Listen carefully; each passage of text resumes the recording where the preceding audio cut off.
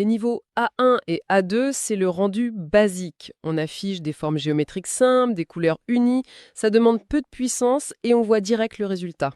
C'est très gratifiant. Ouais, on apprend à dire son nom, à acheter un billet de train. C'est comme un sprint euphorique. Mais passer au B2 ou C1, c'est demander à l'ordinateur de calculer des textures complexes en temps réel, des reflets dynamiques, la physique de l'eau.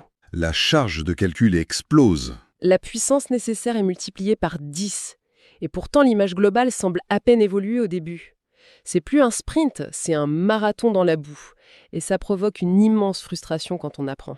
C'est ce qu'on appelle en linguistique la mécanique des plateaux d'apprentissage. Et le premier mur d'acier survient généralement autour du niveau B1. Pourquoi spécifiquement à ce moment-là ? Parce que le cerveau s'était habitué à associer un mot à un objet concret. Mais soudainement, il doit intégrer des concepts abstraits de syntaxe spatio-temporelle. Le fameux mur du subjonctif ? Par exemple, oui.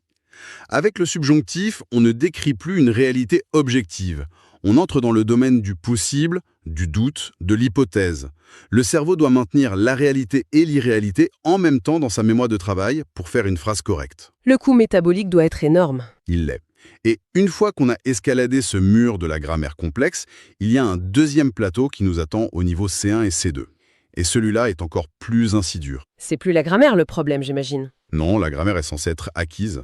Le défi devient le décodage culturel. La langue n'est plus une simple combinaison de mots, c'est un tissu de références historiques partagées. Des expressions idiomatiques dont le sens littéral ne veut absolument rien dire, par exemple.